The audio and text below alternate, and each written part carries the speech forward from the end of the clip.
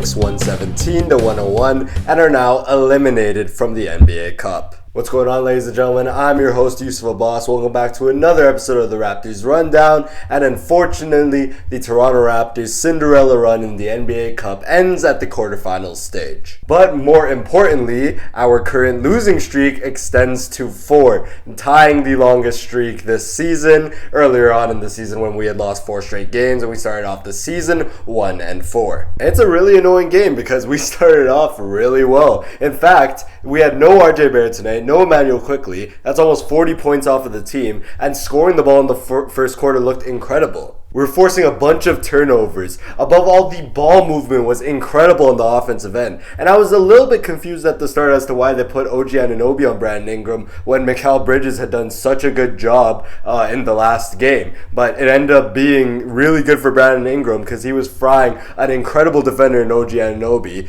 He ended up having like 19 points in the first quarter or something. He was ridiculous scoring the ball once again. Unfortunately, we couldn't take a big lead because Jalen Brunson was frying our faces off.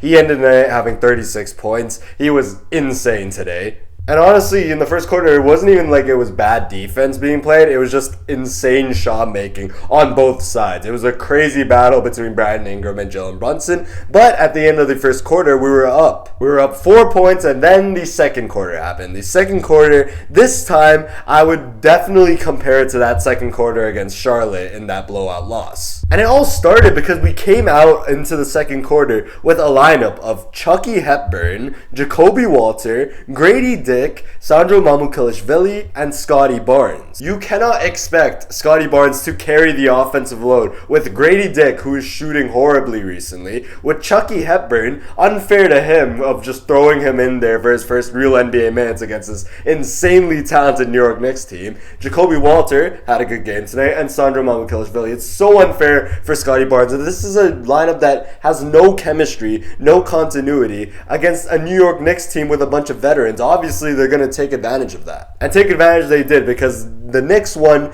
the Brandon Ingram-less and Jalen Brunson-less minutes 12-2. It ruined all momentum, and just like in the past, this team has such a bad habit of going on these droughts. We had 6 points in the quarter with about 4 minutes left. The defense was keeping us in it for a little bit, but eventually the bad offense just took over, and we went from having a 4-point lead to a 17-point deficit. And it was the same story for the rest of the game. I could recap the rest of the game, but I don't even need to. We came out lazy defensively again in the third quarter. Every time we'd go on a little bit of a run, show a little bit of fight, got some stops, the New York Knicks would just drill 3 straight threes and they'd be back up 20. The only people I'm giving credit to tonight, Brandon Ingram and Colin Murray-Boyles. We looked a lot better when he was out there, similar to the first New York Knicks game, where every single time he was out there, the team actually looked competent. Maybe it's because he's a goddamn defensive menace. It was really sad to see Jakob Poeltl and how bad he was playing, because it got to a point where he was playing so injured that they were trying to hide Jakob on defense by putting Scotty Barnes on Karl Anthony Towns, and then Jakob Poeltl on Josh Hart. But then the New York Knicks, they noticed that, and they were trying so hard to attack him. They would bring Jakob Poeltl, they would bring Josh Hart over for a pick and roll. He was being guarded by Jakob Poeltl, and hope for either a switch or him to help way too much on Jalen Brunson, leading to a wide open Josh Hart 3, and he drilled pretty much all of them tonight. Josh Hart had 21 points and 4 threes on the night. All of those threes were wide open.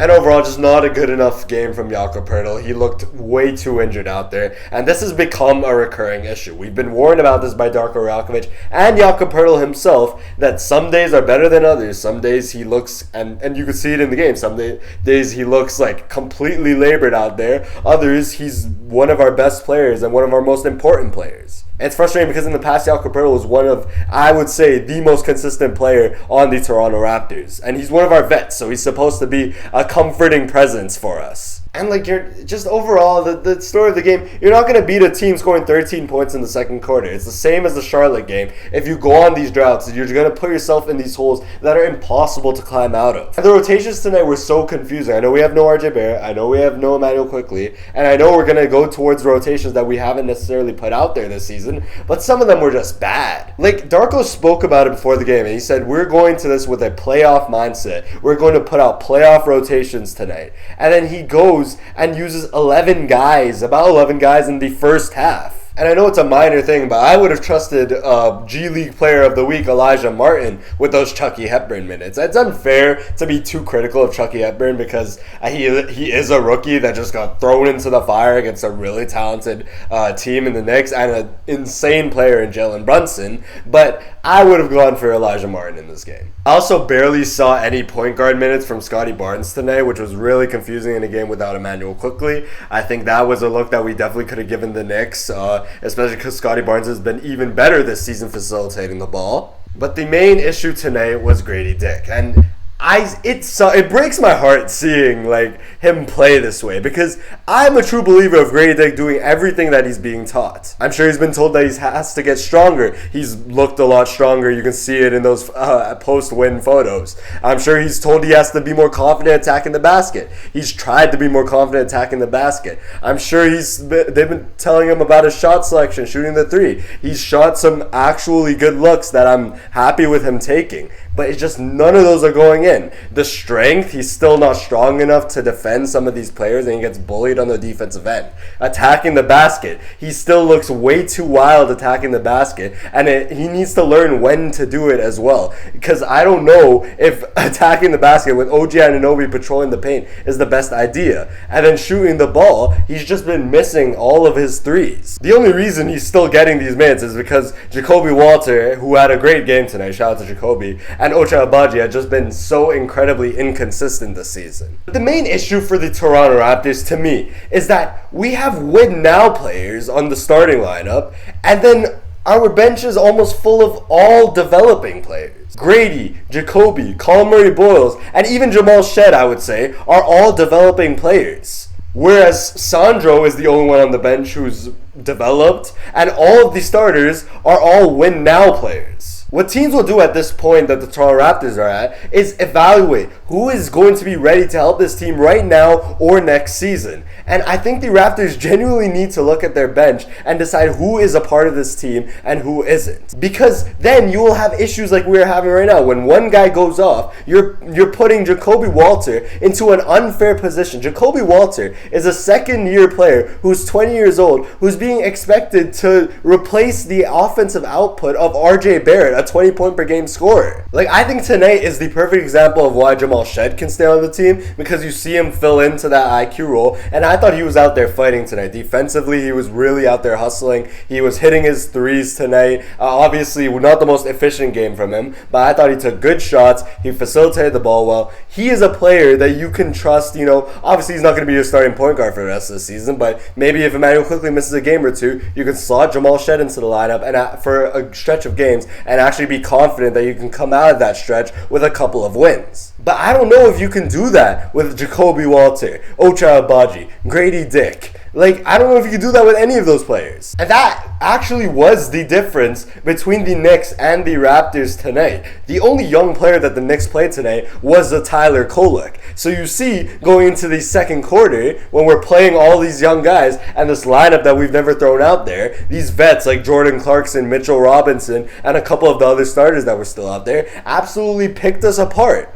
Because looking stat-wise, they didn't even dominate us on any particular thing. I talked about the turnovers. We had equal turnovers. I talked about the rebounding. We had basically the same rebounding. It was just the free throw shooting, we shot better than them. The three-point shooting and the field goal was abysmal from the Raptors. We couldn't hit a shot. And I don't even want to mention the excuse of us being tired, because I am petrified of us coming out of this, 5 or 6 day break and looking lazy on the offensive end once again. I'm so scared of that happening, because then we just can't use this excuse anymore, because now we're rested. That's all I have to say about the Raptors-Knicks game. The Knicks are going to go on to Vegas to play the Orlando Magic. I believe that they're going to be playing the Oklahoma City Thunder in the finals. That's going to be a crazy game, but we all know OKC's ridiculous, so they're probably going to end up winning. Last but not least, we have some rumors relating to the Toronto Raptors, and it's exciting whenever there's rumors relating to the Raptors that Shams reports, because this time he is reporting that 3 teams are expected to be suitors in the Anthony Davis sweepstakes: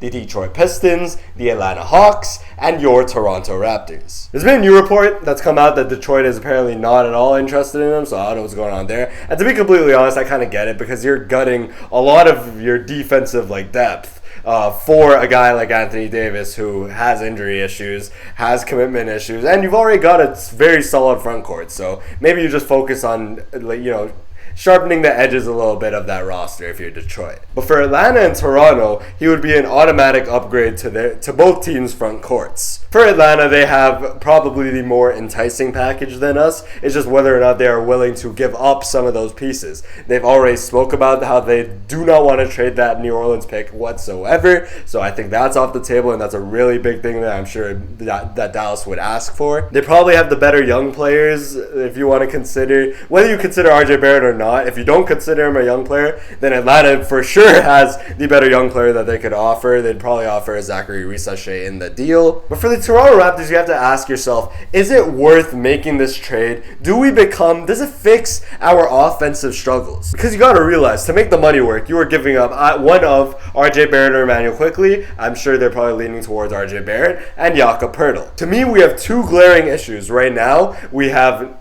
zero depth when it comes to scoring the ball. If one of RJ Barrett, Emmanuel Quickley, Brandon Ingram, and Scottie Barnes are out, then our offense falls off a cliff. And the other one being our center depth. Because if we trade for Anthony Davis, we're losing RJ Barrett and we're losing Jakob Poeltl. It helps our defense exponentially. Maybe it helps our offense a little bit. Maybe that's another scoring option. But we still have that same issue at center where we don't have a backup center. And if Anthony Davis, who has injury issues in the past, gets injured once again, then we are back to being screwed. And you're also realizing you're putting one of, whether you trade Emmanuel Quickley or RJ Barrett, you're putting one of Jacoby Walter or Jamal Shed in a really tough position, starting on a team that's trying to win and trying to actually win a series in the playoffs. You got to ask yourself, is it even worth it?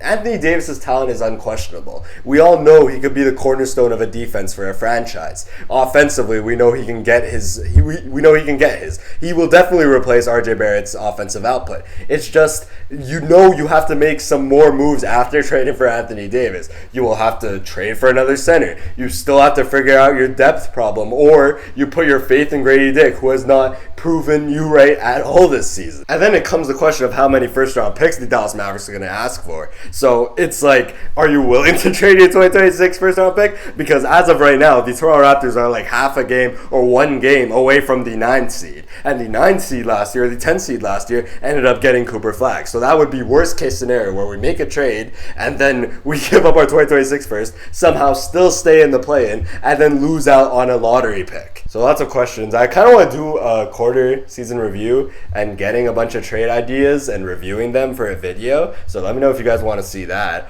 Maybe I'll ask Twitter and Instagram. But yeah, stay tuned. Hopefully I can do that video sooner rather than later. I'm also going on vacation soon. So the next, I would say, 2 weeks of videos, you may not get my face on it. I might just do an audio version of the episodes. I'm hoping the time difference is going to be different. I'm pretty sure the games are going to be at like 4 a.m. Hoping to wake up for them. Don't take my word on it. I'm going to try my absolute hardest. Or maybe I'll get Molly to record these videos. Who knows? But thank you guys so much for watching. Thank you guys for continuing to show support. Make sure to like, subscribe, comment. I will see you guys in the next video of the Raptors Rundown. Peace out.